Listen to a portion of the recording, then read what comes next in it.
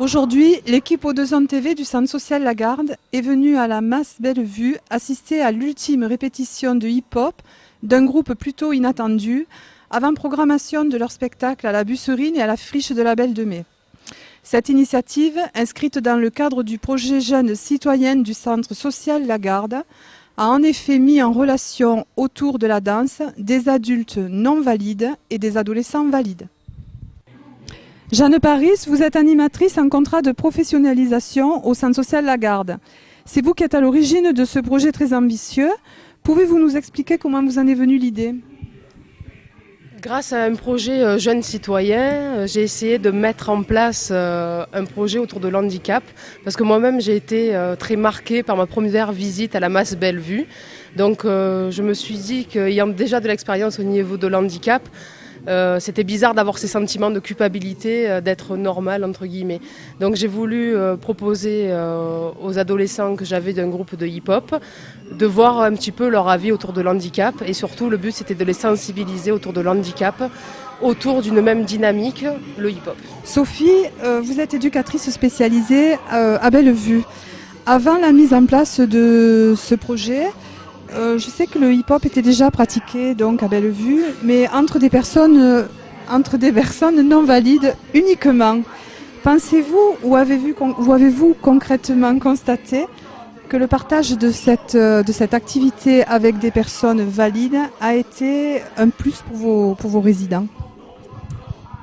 Oui, je pense que le fait justement, comme vous l'avez si bien dit, le mot partage, nous on est trop souvent stigmatisés en fait, c'est-à-dire que les personnes handicapées sont toujours mises de côté, il n'y a jamais rien d'accessible pour eux, c'est toujours montré du doigt, et le fait de mélanger les personnes valides et les personnes non valides, et aussi de mélanger tout le monde, nous on est pour le mélange, et ça fait vraiment passer un message d'intégration d'une part, et de partage de savoir-faire, de savoir-être, malgré dans nos différences on se complète en fait. Donc effectivement c'est vraiment un plus pour nous d'être avec des jeunes filles aussi jolies et aussi dynamiques, et voilà, on espère que ça va pouvoir continuer le plus longtemps possible. Voilà, merci d'ailleurs au Chacal Style.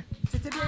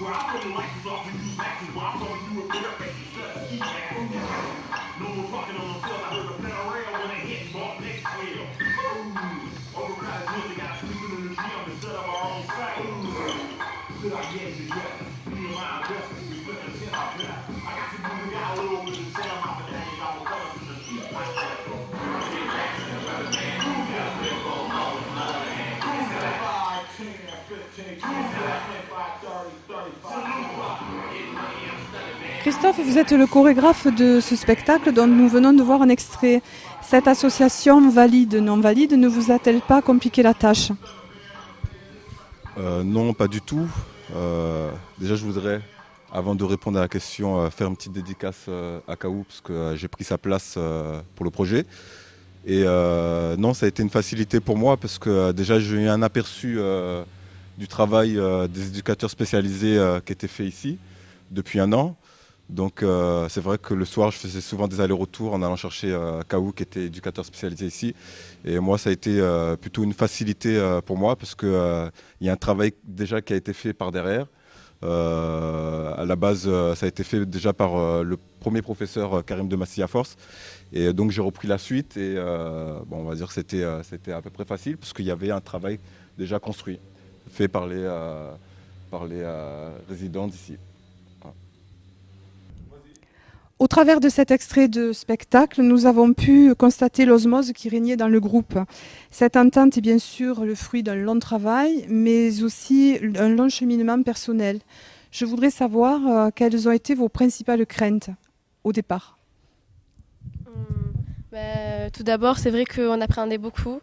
On n'a pas l'habitude de travailler avec des handicapés, donc on ne savait pas trop où on mettait les pieds, ni comment ils étaient, s'ils étaient méchants ou pas.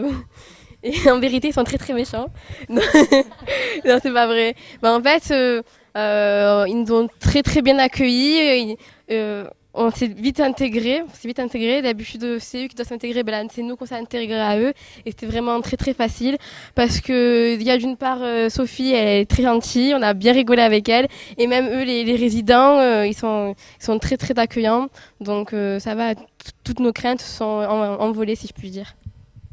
Et quels ont été les points particulièrement positifs de cette expérience? Il y a plusieurs aspects positifs et très peu, voire pas du tout d'aspects négatifs, parce que cette expérience avec les handicapés, ça nous a permis de...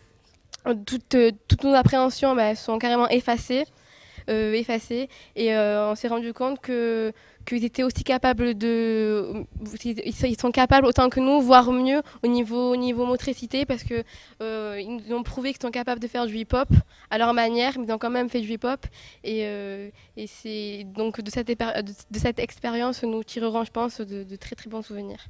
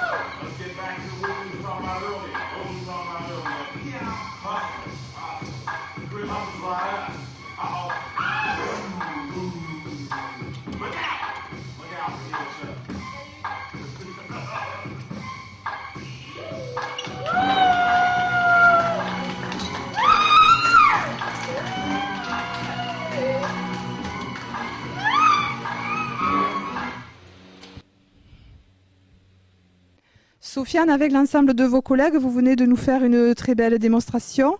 Est-ce que cette expérience a été positive pour vous? Oui. Et pourquoi? Parce que j'aime bien danser. Moi. Moi, je suis content de faire ce spectacle avec les nouveaux jeunes parce que ça m'apporte beaucoup. Ça me permet de voir autre chose, de pouvoir monter sur scène, pouvoir montrer ce que je peux faire malgré que je suis en fauteuil. Voilà.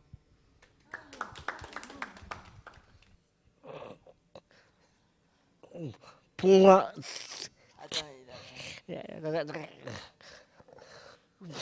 c'est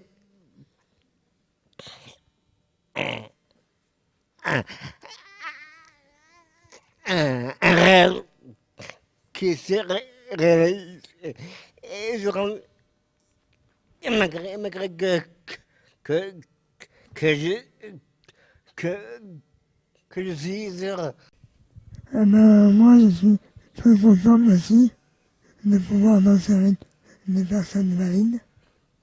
Et c'est la première fois de ma vie que je fais du hip-hop et je ne regrette pas d'être intégré dans le groupe.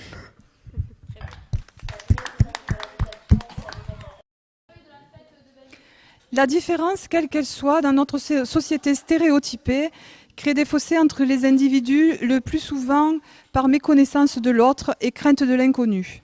Ce groupe nous a prouvé, au travers de ce projet, que dès qu'on prend la peine de se tourner vers l'autre, de l'écouter, de le comprendre, d'une part, on s'enrichit personnellement, et d'autre part, les barrières tombent. Quelle belle leçon de vie.